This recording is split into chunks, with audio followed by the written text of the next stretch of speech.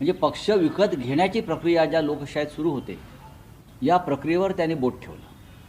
Court number 1 जी घटनापीठ आहे, मुख्य न्यायाधीश सूर्यकांत, जस्टिस बागची आणि जस्टिस मोहना यांच्यासमोर सलग 5व्या दिवशी सुनावणी सुरू आहे. ही सुनावणी कदाचित उद्यापर्यंतसुद्धा जाईल आणि कपिल सिब्बल यांनी आमच्या शिवसेनेच्या वतीनं जो एक संविधानिक चौकटीमध्ये युक्तिवाद केलेला आहे तो अत्यंत महत्त्वाचा आहे. उद्या कोणीही येईल सत्ताधारी आणि एखाद्या पक्षाचा लेजिस्लेटिव्ह गट म्हणजे विधिमंडळातला गट विकत घेईल आणि सत्तेत सामील करून घेईल. ह्याच्यामुळे देशातली लोकशाही, संविधान याच्यापुढे फार मोठं आव्हान निर्माण झालं आहे. आणि मला असं वाटतं न्यायालय, कपिल सिब्बल यांची ही भूमिका किंवा हा युक्तिवाद ऐकून न्यायालयसुद्धा काही काळ विचारात पडलं. कपिल सिब्बलांचा युक्तिवाद हा पक्ष आणि चिन्हाच्या अनुषंगाने असल्याचं नाही, पक्ष आणि चिन्हाचा युक्तिवाद हा अत्यंत महत्त्वाचा आहे. कारण शिवसेना हा पक्ष हिंदुहृदय सम्राट बाळासाहेब ठाकरे यांनी स्थापन केलेला पक्ष, जो त्यांच्या हयातीमध्ये माननीय उद्धव ठाकरे यांच्याकडे सोपवण्यात आला. उद्धव ठाकरे यांनी नेतृत्वाखाली एक पक्षाची घटना तयार झाली. ती घटना आम्ही निवडणूक आयोगाला कळवली. त्याच्या रितसर पोचपावत्या आमच्याकडे आहेत आणि ते म्हणतात की हा पक्ष हा अनडेमोक्रॅटिक, अलोकशाही आहे, अलोकशाहीवादी आहे. असे विचित्र युक्तिवाद निवडणूक आयोगानं त्यांच्या निर्णयात दिलेले आहेत. पक्ष आणि चिन्ह हेच महत्त्वाचं आहे ना. या पक्षावर जो पक्ष एका घटनात्मक रीतीने चालवला गेला, एक घटना तयार करून, आणि पक्षामध्ये आमचं सगळ्यांचं बहुमत असताना निवडणूक आयोगानं अमित शहाच्या दबावाखाली, कोणाच्या, अमित शहाच्या दबावाखाली हा पक्ष एकनाथ शिंदेना विकला 5,000 कोटीला. मी आकडा सांगतो आहे, त्याची किंमत 5,000 कोटी पक्ष विकत घेण्याची. आता ह्याच्यामध्ये स्वतः निवडणूक आयोग आणि कोण कोण सामील आहेत त्याचा हिशोब ते देतील. त्या आकडे आम्ही देऊ नंतर. 5,000 कोटी त्यावेळेला खर्च झालेले आहेत. या सगळ्या प्रक्रियेत आमदार फोडणं, आमदार गुवाहाटीला नेणं, सुरतला नेणं, तिथून गोव्याला आणणं आणि पुढे निवडणूक आयोगामध्ये हे सगळं सेटिंग आणि बिटिंग करणं, ह्याच्यामध्ये 5,000 कोटी रुपये हे जनतेचे पैसे खर्च झाले. आणि हा पक्ष अमित शहांच्या शेअर मार्केटमधून विकला गेला आणि निवडणूक आयोगानं त्याच्यामध्ये दलालाची भूमिका बजावली. निवडणूक आयोग हा एजंट आहे या पक्ष विकण्यामध्ये. आणि आता परत निवडणूक आयोगानं असे 4 पक्ष विकलेले आहेत. आमचा, त्यानंतर शरद पवार साहेबांचा, आता तृणमूल काँग्रेसचा आणि अजून एक पक्ष मधल्या काळात अशा प्रकारे विकला गेला. ही विक्री निवडणूक आयोग जर करत असेल लोकशाहीची, तर या देशात उरलं काय? मी जो आकडा सांगतो हा आकडा खरा आहे. कदाचित याच्यापेक्षा जास्त आकडा त्यांचे लोक सांगू शकतील, मिंध्यांचे. पण मी जो हिशोब केला, कोणाला कुठे किती, डेप्युटी इलेक्शन कमिशनरला एक कागद दिला आहे आम्ही, त्याची सही आहे आमच्या नवीन घटना प्रक्रियेसंदर्भात.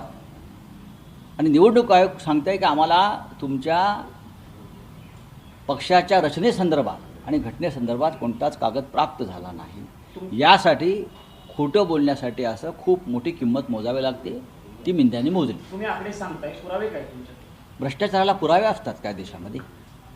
एखादी घटनाच जर विकली जात असेल, लोकशाही विकली जात असेल, त्याला पुरावे नसतात ना.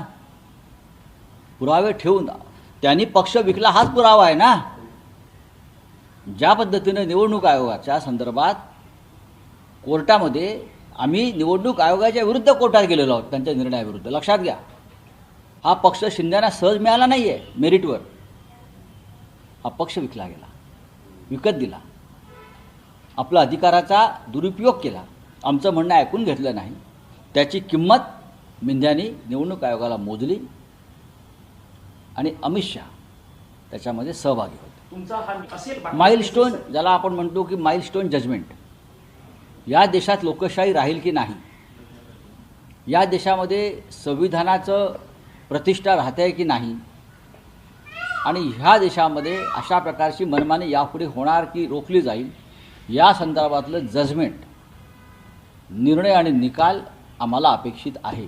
हा देश वाचवायचा असेल आणि या देशातली लोकशाही वाचवायची असेल तर सर्वोच्च न्यायालयाला जे कायद्याचं उल्लंघन झालं आहे, जी पक्षविक्री झाली, त्या संदर्भामध्ये तटस्थपणे निर्णय घ्यावा लागेल.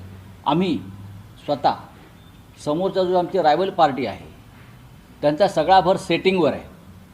ते ठामपणे सांगतात निकाल आमच्या बाजूने लागेल. सुप्रीम कोर्ट तुम्ही विकत घेतला का? ते ठामपणे सांगतात नाही नाही निकाल आमच्या बाजूने, तसं आम्हाला वचन दिलेलं आहे. प्रॉमिस फेवर कोणी प्रॉमिस दिलं आहे? नरेंद्र मोदींनी. कोणी प्रॉमिस दिलं आहे? अमित शहानी. सर्वोच्च न्यायालयाने अशी दखल घेतली पाहिजे. मी तुमच्या पाठीशी आहे, घाबरू नका, असं जेव्हा गद्दारांना सांगितलं जातं प्रधानमंत्र्याकडून, तेव्हा मी सर्वोच्च न्यायालयावर दबाव आणून तुम्हाला निर्णय देईन. हे त्यांना सुचवायचं आहे का? हे त्यांना सुचवायचं आहे ना. पण मला खात्री आहे सर्वोच्च न्यायालय ज्या पद्धतीने ऐकत आहे, काही क्युरीज त्यांना येत आहेत, त्या विचारत आहेत, त्यानुसार मला असं वाटतं संविधानाचा विजय होईल आणि आम्ही पूर्णपणे फक्त मेरिटवर न्याय मागतो. कायद्यानुसार न्याय द्या. आणि समोर रायवल ग्रुप जो आहे त्याला आम्ही रायवल पार्टी म्हणतो, फुटीर गट, ते त्यांचा संपूर्ण भर हा सेटिंग. आम्ही सेट केलं, हा त्यांचा शब्द आहे अनेकांचा. काय सेट केलं तुम्ही? आमचं सेटिंग झालं आहे. तुम्ही सर्वोच्च न्यायालय सेटिंगच्या गोष्टी करताय देशामध्ये. ज्या देशामध्ये सर्वोच्च न्यायमंदिर आहे तिथे आमचं सेटिंग झालं आहे आणि आम्हाला जसं प्रॉमिस आहे. कोणाचं प्रॉमिस आहे त्यांनी जाहीर करावं. नरेंद्र मोदींचं प्रॉमिस आहे की अमित शहाचं प्रॉमिस आहे? मग मी अमित शहाचं का असेल ते बघतो पार्लमेंटमध्येच. सर या धरून काल अमित शहा म्हणतात की मी तयार आहे चर्चेला. खोटं बोलतो तो माणूस. अहो घाबरलेला माणूस आहे तो. पाय लटपटत आहेत बघा तुम्ही, त्याचे हात लटपटत आहेत. खेळ संपला आहे त्याचा. भविष्यात ते रिशफलमध्ये मंत्रिमंडळात जातील की नाही याची शंका मला वाटते. हे मी अत्यंत हे विधान धाडसी जरी असलं तरी खरं आहे. या देशामध्ये सध्या ज्या सगळ्या नकारात्मक गोष्टी घडत आहेत आणि त्याचं खापर नरेंद्र मोदींवर फुटलं जात आहे, त्याला जबाबदार स्वतः अमित शहा आहेत. हे मोदींना पटलेलं आहे. मुळात अमित शहाना संसदेमध्ये येण्यापासून रोखले कोणी? आम्ही खासदार आहोत साधे, आम्ही संसदेत जातो, तुम्ही तर गृहमंत्री आहात. अमित शहाने या देशाचं तात्काळ उपपंतप्रधान व्हायचं आहे आणि मोदीने त्याला नकार दिला आहे. ही माझी बातमी आहे. मला उपपंतप्रधानपदी ताबडतोब नवीन रचनेमध्ये घोषित करा. मी तुमचा वारसदार म्हणून मला घोषित करा. आणि मोदींनी त्याला स्पष्ट नकार दिलेला आहे. हे जे मी सांगतो आहे हे 100% सत्य है. वो डिप्टी प्राइम मिनिस्टर तुरंत होना है और मोदी ने उनको नकार दिया है. मुळात मोदीनंतर अमित शहा नक्कीच नाहीत आणि मोदीही किती काळ राहतील 29पर्यंत याच्याविषयी देशाच्या मनात शंका आहेत. यापुढलं आंदोलन जे आहे जेन झी आणि देशभरामध्ये हे EVMच्या विरुद्ध असेल, लक्षात घ्या. पक्षांतर्गत ज्या गोष्टी आहेत त्या पक्षाच्या त्यांच्या आहेत, त्याच्यावरती मी बोललो. आम्हाला माहिती आहे त्यांच्या पक्षात मुळात त्यांचा पक्षच नाही आहे. काँग्रेस, राष्ट्रवादी काँग्रेस, तृणमूल काँग्रेस असे अनेक पक्ष पडून निर्माण झालेला ती एक कॉलनी वसाहत आहे सध्याची. ती केव्हाही उद्ध्वस्त होईल. तुम्ही म्हणता पुढचं पुढे ईव्हीएमच्या विरोधामध्ये असेल तर ते जिंजींकडे म्हणजे काँग्रेस जनता पार्टीसारख्या संघटनांकडे असणार आहे की तुम्ही राजकीय पक्ष म्हणून तुम्ही त्याला मी राजकीय पक्ष म्हणून म्हणत नाही, पण या देशातल्या तरुणांनी असं ठरवलेलं आहे. ही माझ्यापर्यंत माहिती आलेली आहे. याच्यामध्ये कदाचित जेनजीसुद्धा उतरू शकेल. सर राष्ट्रवादी काँग्रेस पक्षाचं प्रकरण ज्या आधी याचसोबत ऐकलं जाणार होतं ते आता ऐकलं का जात नाहीये? नाही, एक लक्षात घ्या, राष्ट्रवादी काँग्रेसचे जे प्रमुख वकील आहेत ते आमच्या सुनावणीच्या वेळेला उपस्थित असतात. अख्ख्या देशाचं लक्ष हे आमच्या सुनावणीकडे आणि त्यानंतरच्या निकालापत्राकडे आहे. आमचं आर्ग्युमेंट संपलं, कदाचित निकाल लागल्यावरती ताबडतोब राष्ट्रवादी काँग्रेस पुढे येईल. मग तृणमूल काँग्रेस आहे. तर अभिषेक मनोज सिंघवी येतात, त्यांचे इतर ज्युनियर्स तिथे उपस्थित असतात, ते नोटिंग करत असतात. या निकालावर देशाच्या लोकशाहीचं आणि संविधानाचं भवितव्य अवलंबून आहे. नुसतं पक्षांचं अस्तित्व नाही, देशाची लोकशाही राहील की नाही, या देशामध्ये पार्लमेंटरी लेजिस्लेटिव्ह बरं का डेमोक्रेसी राहील की नाही, या देशामधलं संविधान राहील की नाही, हे आमच्या निकालावर अवलंबून आहे. हे सर्वोच्च न्यायालयाच्या लक्षात आलेलं आहे. मित्रांनो, हे होते खासदार संजय राऊत यांनी अत्यंत महत्त्वाची माहिती दिलेली आहे आणि ही माहिती प्रत्येकापर्यंत गेली पाहिजे. त्यासाठी हा व्हिडिओ खास तुमच्या सर्वांसाठी शेअर केलेला आहे. जास्तीत जास्त शेअर करा, लाईक करा, सबस्क्राईब करा. रामकृष्ण हरी. जय जगद्गुरू, जय शिवराय, जय भीम आणि आपलं मत नक्की मांडा.